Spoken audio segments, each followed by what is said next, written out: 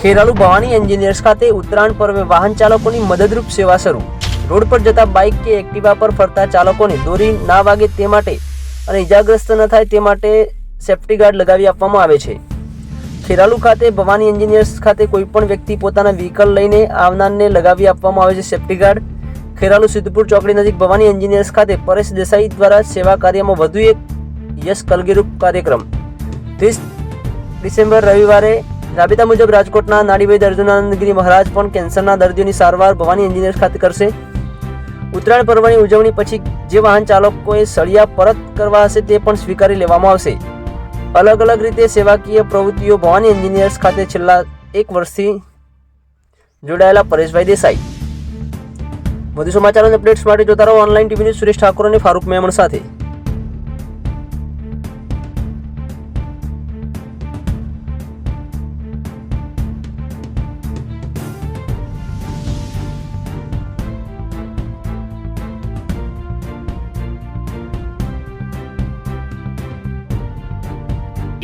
Bhavani engineers ખાતે આ ઉત્તરાયણ પર્વે શું તૈયારી કરી છે?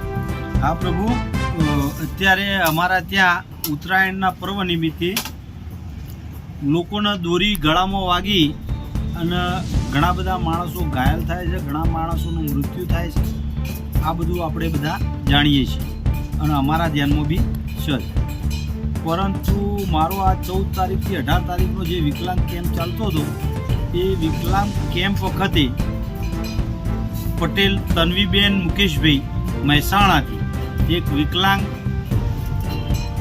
પેશન્ટ હતા અને એ આવ્યા હતા અને એમના પપ્પાએ મને આના માટે કરી અને 50 સળિયા મને મારા સ્ટાફ અને મારા અંગત માણસોને સળિયા લગાડવા માટે મોકલી આપ્યા હતા।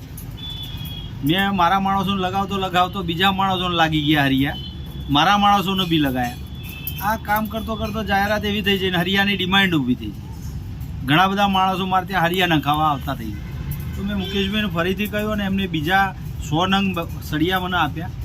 મેં તપાસ કરી તો એમનો સળિયો 27 રૂપિયામાં પડતર થતી હતી। એમને મને બીજા 100 સળિયા આપ્યા અને એ બી મારા પૂરા થઈ ગયા।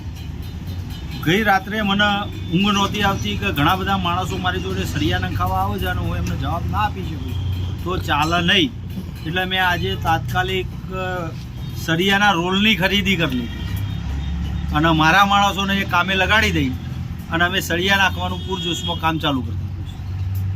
અહીં કોઈ ખાસ વ્યક્તિઓને લગાવવામાં આવશે કે કોઈ બીને લગાવી? પણ માણસ આવે એને હું સળિયા લગાવતો હતો।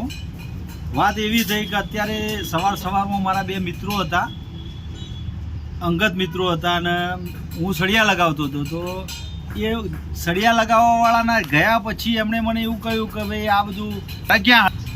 તો એ વાત ઉપરથી મેં મારા મગજથી વિચારી અને મેં એમને જવાબ આપ્યો કે પ્રભુ તમે જે વાત કરો છો એ વાત કર્મની વાત છે અને કર્મના સિદ્ધાંત પ્રમાણે હું એવું માનું છું કે મારે કર્મ જ કરવાનું હોય, પૈસાવાળો આવે કે પૈસા વગરનો આવે, પણ મારે સળિયો લગાડી આપવાનો જ હોય અને હું સળિયો લગાડી આપું એનો હિસાબ મારે એ માણસ જોડેથી નથી લેવાનો, ઉપરવાળા જોડેથી લેવાનો। એવું ધારી અને મેં સળિયા લગાવવાનું એક ધારું કામ ચાલુ જ રાખ્યું। આગામી 30 તારીખે પણ કાર્યક્રમ છે, શું કે? હા, 30 તારીખનો કાર્યક્રમ કેન્સર કેમ્પનો ચાલુ જ રહેશે અને 30 તારીખે વૈદ આવશે અને આપણા ગયા મહિને 350 ઉપરના પેશન્ટો હતા, એમાંથી ઘણા બધાની ડિમાન્ડ છે અને ઘણા બધા માણસો દવા લેવા આવવાના છે।